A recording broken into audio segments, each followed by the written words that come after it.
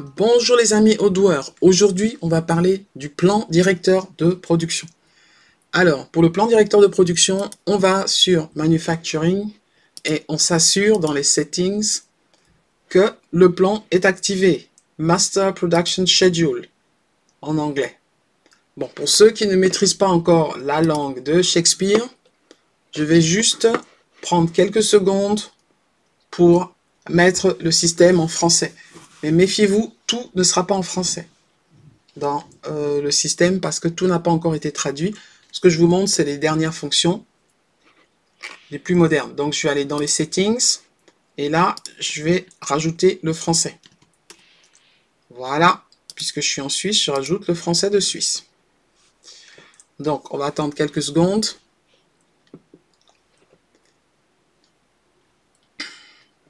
Et je switch pour le français.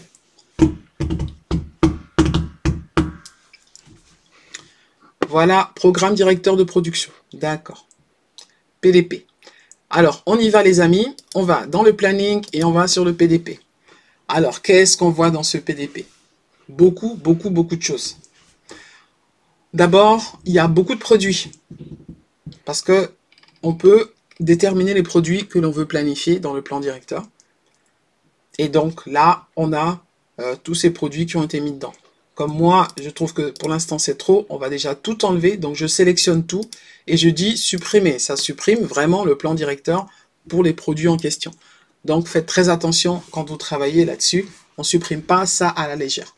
On va rajouter un produit, un article. Bon là, j'ai pas d'article qui est spécifique à moi, donc je vais juste mettre 01.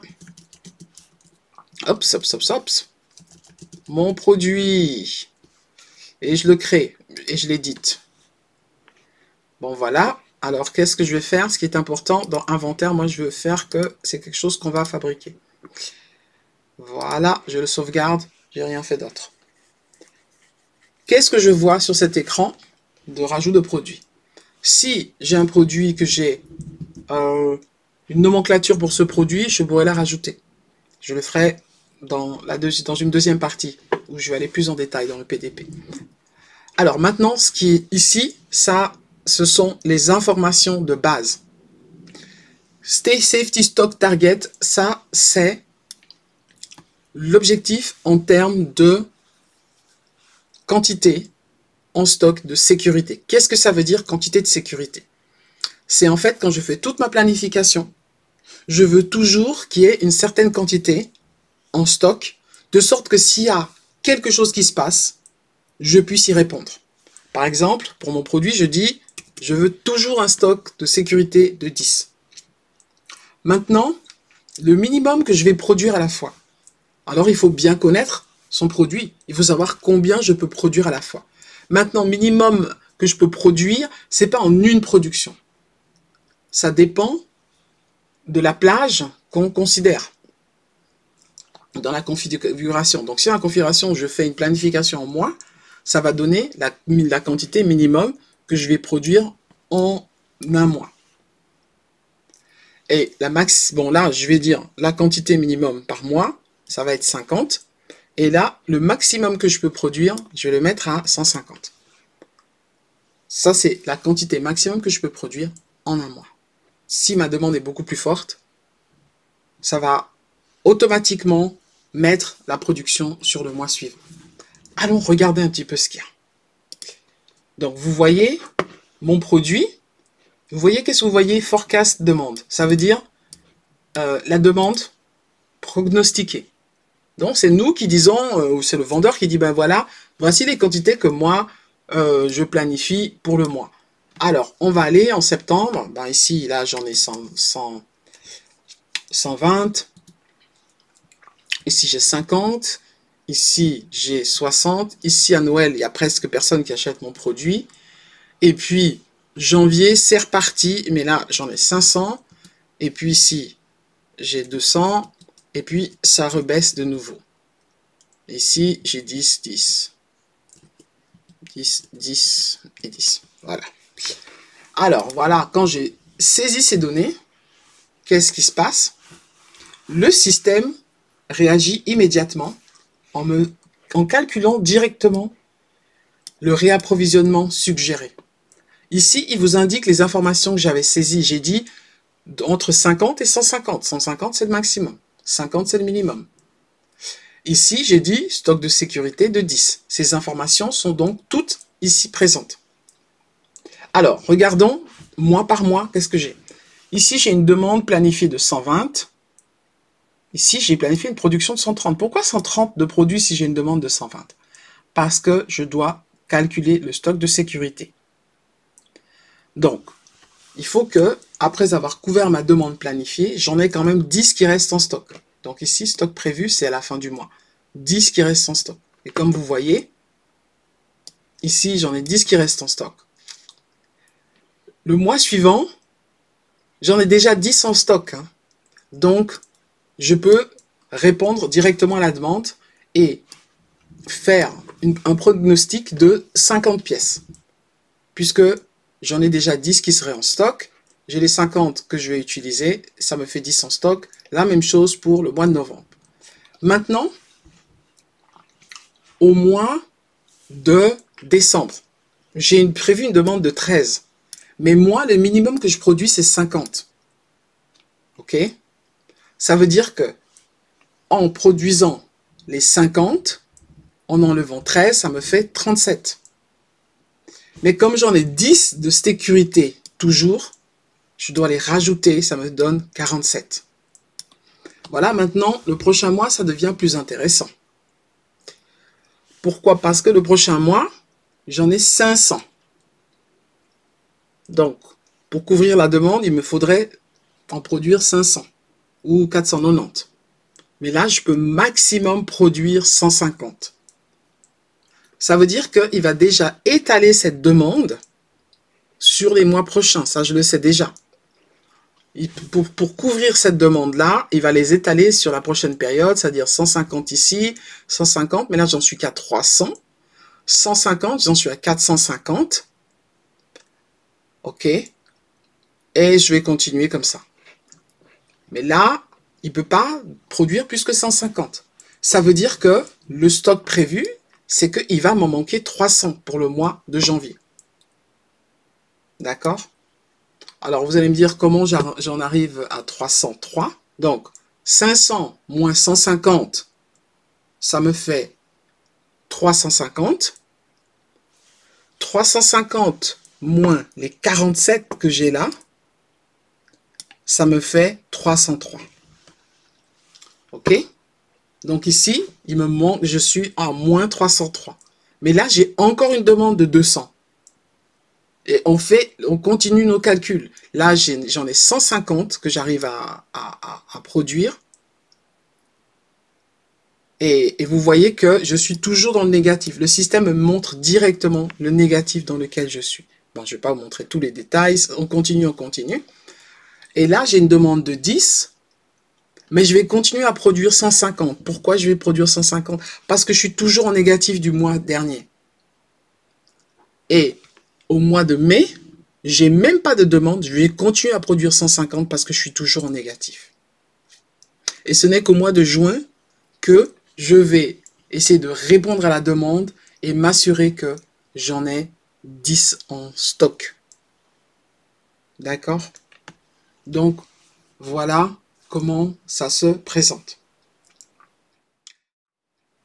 Maintenant, allons un peu plus loin. Ce que moi, j'aimerais bien savoir, c'est qu'est-ce que j'ai de disponible pour mes clients. Donc, je vais activer le Available to Promise.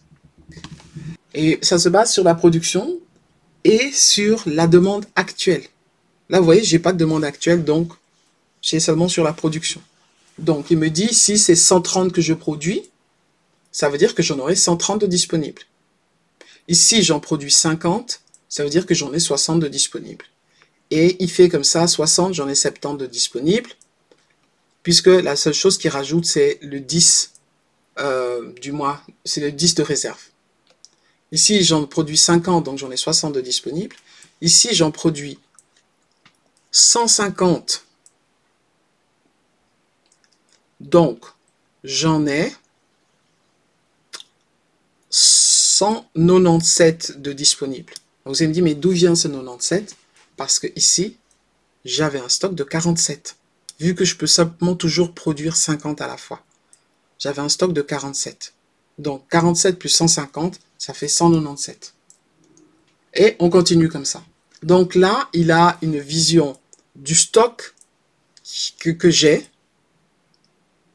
qui est donc planifié, avec juste la replanification. Quel élément je vais rajouter? Je vais maintenant avoir des commandes. Je fais une duplication pour rester dans mon système. Et je vais aller ici, je vais aller dans la vente. Donc, je prends DecoAddict. Et voilà, qu'est-ce que je vais faire? Je vais faire un produit qui est mon produit. Et là, je vais dire que la première fois, elle en veut 13.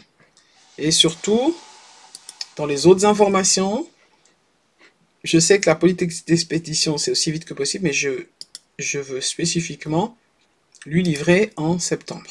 Je confirme et je regarde qu'est-ce qui se passe. Bien sûr, il faut que je fasse un refresh. Ici, vous voyez, ça a changé. 117. Mais là, vous ne voyez pas pourquoi ça a changé. La raison, c'est que je dois vous mettre la demande actuelle. C'est-à-dire les commandes que j'ai. Donc là, j'ai une commande de 13. Donc, j'ai prévu d'en avoir 130, d'en produire 130, moins les 13, ça me fait bien 117. D'accord? Donc là, maintenant, moi, ce que je veux, c'est le mois d'octobre. Je vais avoir une demande réelle qui va être de 60. Donc, je retourne ici. Je fais un nouveau devis, d'azur intérieur, de mon produit. Mais là, je demande 60. Et, très important, le mois d'octobre. On monte, on confirme. Et voilà, on va faire un refresh comme d'habitude. Et qu'est-ce qu'on voit ici? Vous voyez, la demande, elle est de 60. Elle est de 60. Là, j'ai une production de 50. Ça veut dire que, avec ça, je vais juste pouvoir couvrir entièrement ma demande. J'avais 60. Production 50. J'en avais 10 en stock. 10 plus 50, 60. Il me restera plus rien dans le stock. OK? Maintenant, on va faire un petit peu plus compliqué pour le mois de novembre. Là, j'avais prévu 60. Et ici, j'avais prévu de dire, je dis le stock disponible pour mon client, c'est de 70. Mais là, je vais aller à 80. D'accord? Je monte à 80. Donc, nouveau devis, vous commencez à connaître. Déjà, je mets le mois de novembre. Pour qu'on puisse bien observer ça mois par mois. Et puis, je commande le produit. Voilà. Et j'ai dit, j'en commande 80. Je confirme. On fait un rafraîchissement. Alors, qu'est-ce que ça me dit maintenant?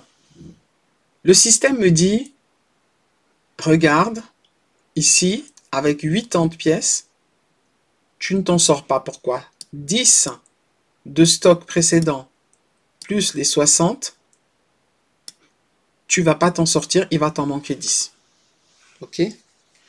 Donc là, il y en a 10 de pas assez. Donc, ce qui veut dire que, qu'est-ce que moi je devrais faire? Normalement, quand je fais ça, jusqu'à je regarde ça, je dois changer ma proposition. Au départ, c'était le système qui m'a fait une proposition, mais je la change. Voilà. Une fois que je l'ai changé, ici, vous voyez le système, il me montre que c'est quelque chose que j'ai fait, que c'est un changement manuel. Donc, il le montre là, très clairement. Et j'arrive à 0 de stock. Donc, si moi, je veux respecter les règles que moi-même je me suis mise, je vais déjà changer et ici, je vais déjà aller moi-même à 80 parce que moi, j'ai dit que je veux en avoir toujours 10 en stock. Donc 10 que je peux toujours proposer à mon client. Mais j'aurais dû le faire aussi ici. Mais je voulais juste vous montrer, pardon, exactement le fonctionnement. OK? Donc ici, j'en aurai 10. Et ici, vous voyez, comme j'en ai 80 et j'en ai 10 de stock qui seraient restés, je peux de nouveau diminuer ça à 70. Vous comprenez? Donc, tout ça, ça se tient. On regarde toujours le stock en fonction des propositions de réapprovisionnement. On va continuer. Et là, on va sauter le mois de décembre parce que, disons qu'on n'a pas eu de commande pour le mois de décembre et on va avoir une commande pour le mois de janvier. Mais cette commande, mois de janvier, je veux qu'elle dépasse la commande des 500.